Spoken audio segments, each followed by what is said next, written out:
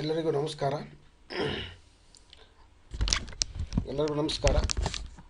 ಇವತ್ತಿನ ದಿವಸ ನಾವು ಡಿಜಿಟಲ್ ಮಾರ್ಕೆಟಿಂಗ್ ಅಥವಾ ಆನ್ಲೈನ್ ಮಾರ್ಕೆಟಿಂಗ್ ಅಂತ ಏನು ಹೇಳ್ತೀವಿ, ಅದರ ಬಗ್ಗೆ ನಾವು ಪ್ರತಿ ರವಿವಾರ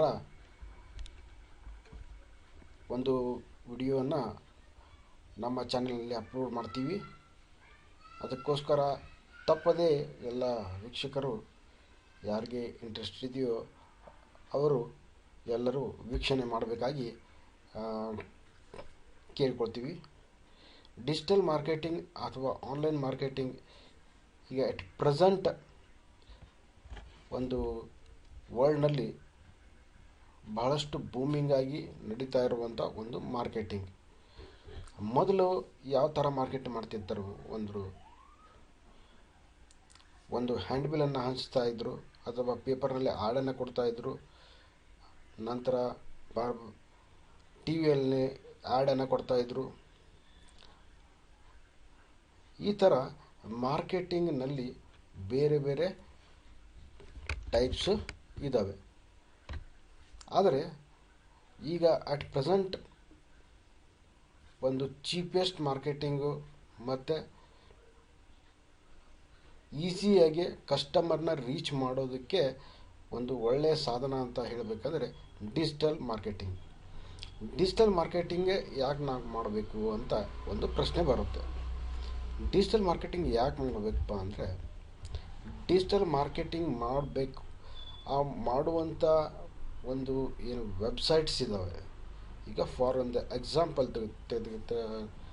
ತೆಗೆದುಕೊಳ್ಳೋಣ, ಫೇಸ್ಬುಕ್ ಅಂತ ತೆಗೆದುಕೊಳ್ಳಿ.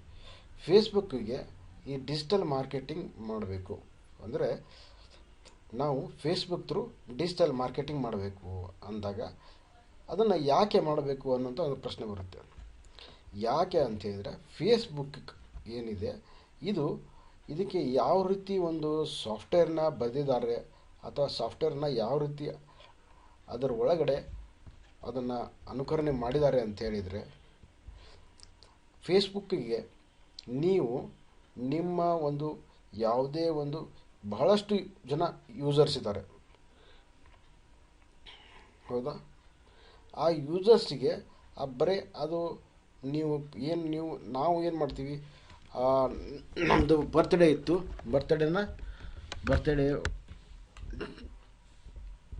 ಅದರೊಳಗೆ ನಾವು ಪೋಸ್ಟನ್ನು ಮಾಡ್ತೀವಿ. ಅಥವಾ ಹೊಸ ಕಾರನ್ನು ಪರ್ಚೇಸ್ ಮಾಡಿದ್ದೀವಿ, ಅದರ ಒಳಗಡೆ ನಾವು ಪೋಸ್ಟ್ ಮಾಡ್ತೀವಿ. ಅಥವಾ ನಮ್ಮ ಫ್ರೆಂಡ್ಸನ್ನ ಲಿಂಕ್ ಮಾಡ್ತೀವಿ. ಅಥವಾ ನಮಗೆ ಏನಾದರೂ ಬೇಕಾಗಿತ್ತು ಅಂತ ಹೇಳಿದರೆ ಅದರೊಳಗಡೆ ಅಲ್ಲಿ ಅದು ಡಿಸ್ಪ್ಲೇ ಆ್ಯಡನ್ನು ಯಾರಾದರೂ ಡಿಸ್ಪ್ಲೇ ಮಾಡ್ತಾ ಇರ್ತಾರೆ, ಅದರ ಮೇಲೆ ನಾವು ಕ್ಲಿಕ್ ಮಾಡ್ತೀವಿ, ಹೌದಾ? ಆವಾಗ ಅದು ಕ್ಲಿಕ್ ಮಾಡಿದಾಗ ನಾವು ಅದು ಬೇಕು ಅಂತ ನಾವು ಕ್ಲಿಕ್ ಮಾಡಿದಾಗ ಫೇಸ್ಬುಕ್ಕು ಅದು ನಮ್ಮನ್ನ ಇಂಟ್ರೆಸ್ಟನ್ನು ಕ್ಯಾಚ್ ಮಾಡುತ್ತೆ. ಕ್ಯಾಚ್ ಮಾಡಿ ತನ್ನ ಹತ್ರ ಅದು ಸ್ಟೋರ್ ಮಾಡಿ ಇಟ್ಕೋತೀವಿ.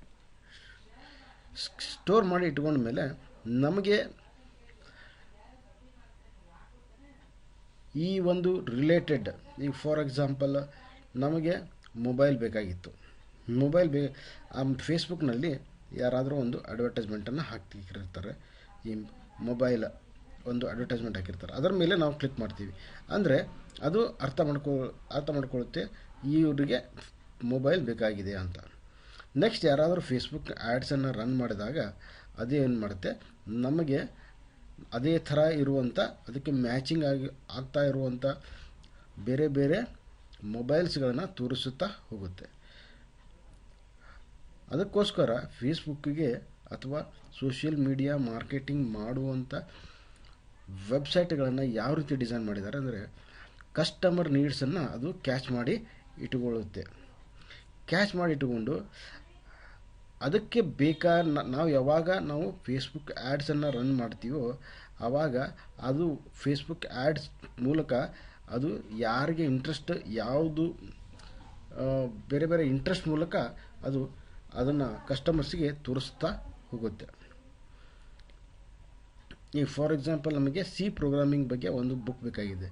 ನಾವು ಸಿ ಪ್ರೋಗ್ರಾಮಿಂಗ್ ಬುಕ್ ಬೇಕು ಅಂತ ಕ್ಲಿಕ್ ಮಾಡಿದರೆ ಅದು ಫೇಸ್ಬುಕ್ ಆ್ಯಡ್ಸ್ ಏನು ಯಾರ್ಯಾರು ರನ್ ಮಾಡ್ತಾ ಇರ್ತಾರೆ ಫೇಸ್ಬುಕ್ ಸಿ ಪ್ರೋಗ್ರಾಮಿಂಗ್ ಬಗ್ಗೆ ಅದು ಒಂದು ಕಸ್ಟಮರ್ಸ್ಗೆ ತೋರಿಸ್ತಾ ಹೋಗುತ್ತೆ.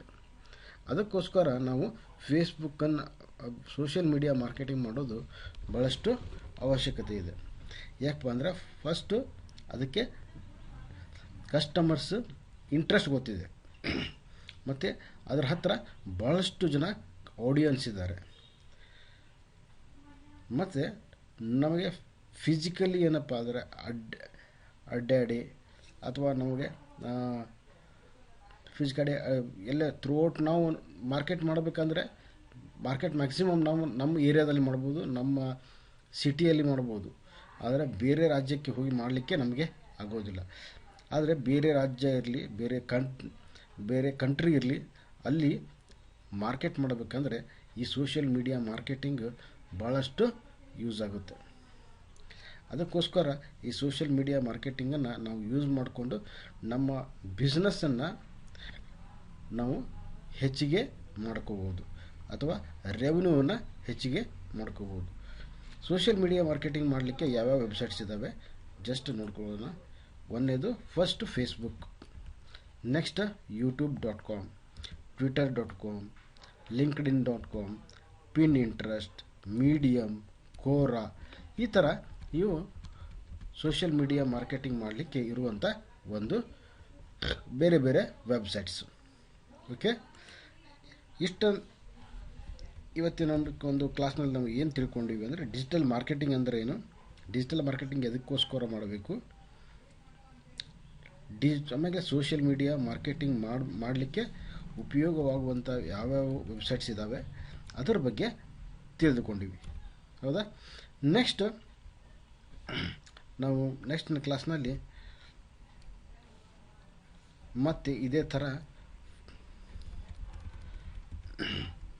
ಬೇರೆ ಬೇರೆ ಫನಲ್ ಬಿಲ್ಡರ್ ಅಂತ ಬರುತ್ತೆ. ಫನಲ್ ಬಿಲ್ಡರ್ ಬಗ್ಗೆ ತಿಳ್ಕೊಳ್ಳೋಣ. ಇಂಡಿಯಾದಲ್ಲಿ ಫಸ್ಟಿಗೆ ಸ್ಟಾರ್ಟ್ ಮಾಡಿರುವಂಥ ಒಂದು ಫನಲ್ ಬಿಲ್ಡರ್ ಅಂದರೆ ಫ್ಲೆಕ್ಸಿ ಫನಲ್ಸ್ ಅಂತ. ಇದನ್ನು ಸ್ಟಾರ್ಟ್ ಮಾಡಿದವರು ಫ್ಲೆಕ್ಸಿ ಫನಲ್ಸನ್ನು ಸ್ಟಾರ್ಟ್ ಮಾಡಿದವರು ಮಿಸ್ಟರ್ ಸೌರವ್ ಭಟ್ನಾಗರ್ ಅಂತ ಮತ್ತು ರಾಹುಲ್ ಭಟ್ನಾಗರ್ ಅಂತ. ಇವರು ಫ್ಲೆಕ್ಸಿ ಫನಲ್ಸ್ ಅನ್ನುವಂಥ ಒಂದು ಫನಲ್ ಬಿಲ್ಡರನ್ನು ಸ್ಟಾರ್ಟ್ ಮಾಡಿದರು. ಫನಲ್ ಅಂದರೆ ಏನು ಅಂತ ನೆಕ್ಸ್ಟ್ ನಾವು ಕ್ಲಾಸ್ನಲ್ಲಿ ಅರ್ಥ ಮಾಡ್ಕೊಳ್ಳೋಣ. ಆದರೆ ನಿಮಗೆ ಏನಾದರೂ ಈ ಫ್ಲೆಕ್ಸಿ ಫೈನಾನ್ಸ್ ಬಗ್ಗೆ ಹೆಚ್ಚಿಗೆ ಮಾಹಿತಿ ತಿಳ್ಕೊಳ್ಬೇಕು ಅಂತ ಅಥವಾ ಉಚಿತವಾಗಿ ನೀವು ಏನಾದರೂ ಕಲಿಬೇಕು ಅಂತ ಇದ್ದರೆ ನನಗೆ ನನ್ನ ಮೊಬೈಲ್ ನಂಬರ್ಗೆ ನೀವು ಕಾಂಟ್ಯಾಕ್ಟ್ ಮಾಡಿದರೆ ನಾನು ಇದ್ರ ಬಗ್ಗೆ ಹೆಚ್ಚಿನ ಒಂದು ಮಾಹಿತಿಯನ್ನು ನಿಮಗೆ ಉಚಿತವಾಗಿ ತಿಳಿಸಿಕೊಡುವಂಥ ಒಂದು ಕೆಲಸವನ್ನು ಮಾಡ್ತೀನಿ ಅಂತ ಹೇಳ್ತಾ ನೆಕ್ಸ್ಟ್ ಮುಂದಿನ ಕ್ಲಾಸ್ನಲ್ಲಿ ನಾವು ಫನಲ್ ಬಿಲ್ಡರ್ ಬಗ್ಗೆ ತಿಳ್ಕೊಳ್ಳೋಣ. ವೀಕ್ಷಣೆ ಮಾಡಿದಂಥ ಎಲ್ಲ ವೀಕ್ಷಕರಿಗೆ ಧನ್ಯವಾದಗಳನ್ನು ಹೇಳ್ತಾ ಇವತ್ತಿನ ವಿಡಿಯೋ ಮುಗಿಸ್ತಾ ಇದ್ವಿ.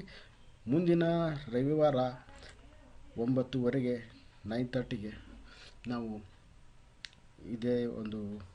ಇದೇ ಥರ ನೆಕ್ಸ್ಟ್ ವಿಡಿಯೋನ ಬಿಡ್ತೀವಿ. Thank you, one and all.